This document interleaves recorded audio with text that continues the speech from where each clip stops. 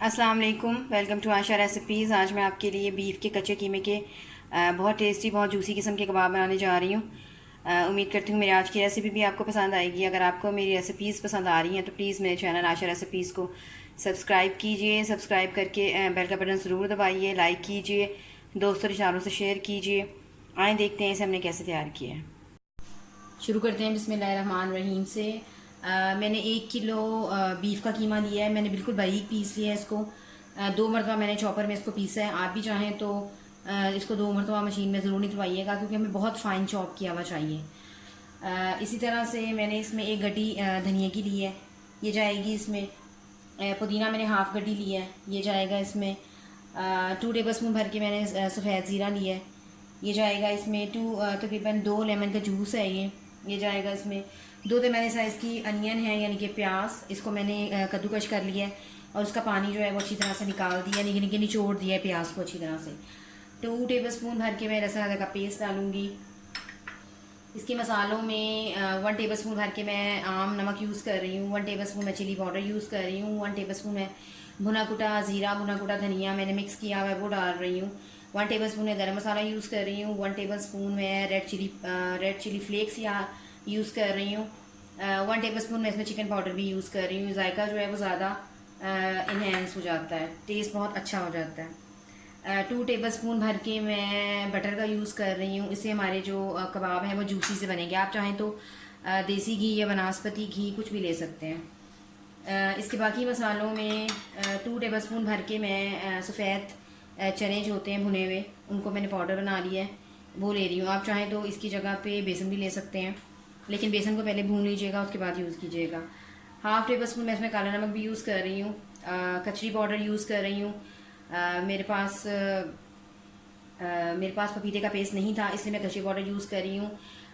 Half tea spoon मैं इसमें Chinese नमक भी यूज़ कर रही हूँ और 1 टेबल स्पून भर के इसमें काली मिर्च ब्लैक पेपर पाउडर यूज़ कर रही हूँ।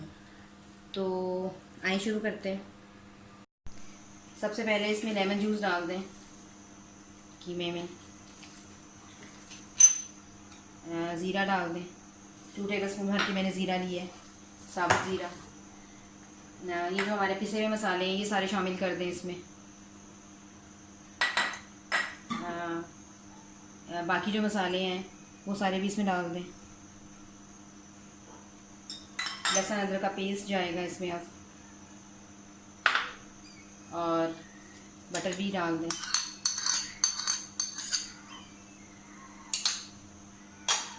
थोड़ा सा मसालों को मिक्स कर लें।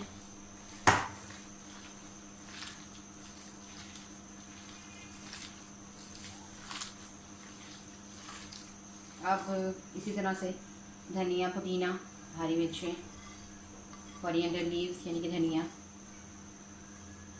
ये सब डाल दें। अब हमारी प्याज भी चली जाएगी जो हमने कश की हुई है, कद्दूकश की हुई। इन सब चीज़ों को अच्छी तरह से मिक्स कर लें। इनको सेट होने के लिए कम से कम आधा घंटा देंगे हम।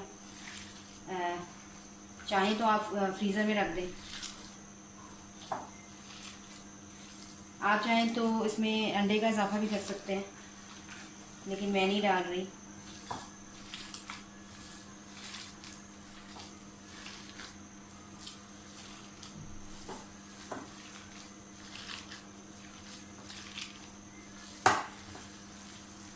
जितना अच्छा आप मसाला मिक्स करेंगे उतना ज़्यादा अच्छा जायका जो है वो निकलेगा बाद में हमारे कबाबों का।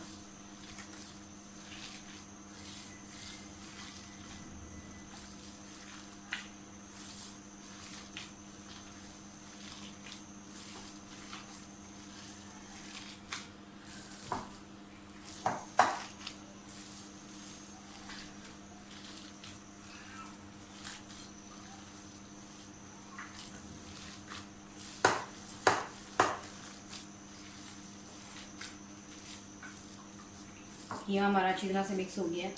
तकरीबन आधे घंटे के लिए मैं इसको सेट होने के लिए रख दूँगी फ्रिज में। उसके बाद इसके कबाब बनाते हैं। आधा घंटा हो गया है, कबाब हमारे सेट हो गए हैं। इनको पहले तैयार कर लेते हैं और फिर उसके बाद फ्राई करेंगे। मैं शैलो फ्राई करूँगी, आप चाहें तो डीप फ्राई भी कर सकते हैं। लेकिन ये थोड़ा सा स्टीम देकर यानी कि थोड़ा सा ढक कर बहुत अच्छे लगते हैं, बहुत ज़्यादा जूसी बनते हैं और ज़्यादा अच्छे बनते हैं।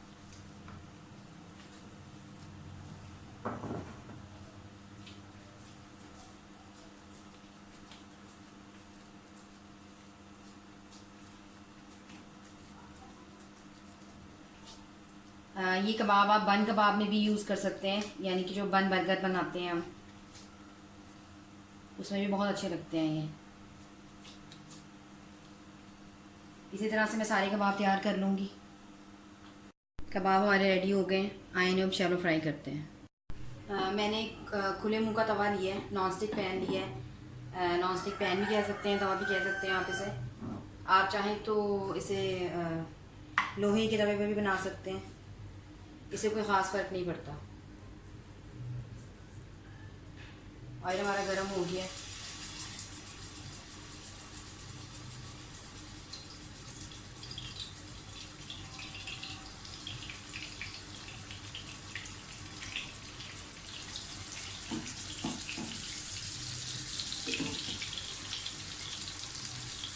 इसी तरह सारे कबाब डाल दें।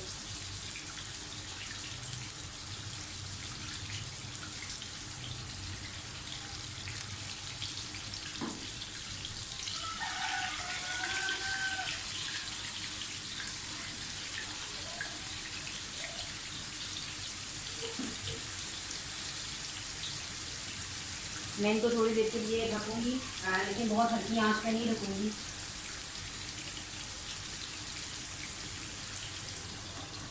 ताकि ये अच्छी तरह अंदर से भी ये गल जाए।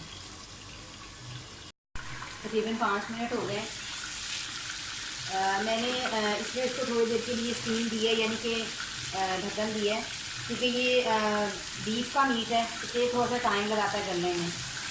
चिकन हो या मटन हो, वो बीफ से थोड़ा जल्दी गल जाते हैं अच्छी तरह से अंदर से। अब मैं सारे इनको बस चेंज कर दूँगी, और अब मैं इसको स्टीम नहीं दूँगी, यानी कि मैं इसको ढकूँगी नहीं। ये वैसे ही तैयार होंगे अच्छी तरह से। इसी तरह से आप सारे जो हैं अपने कबाब तैयार कर लें।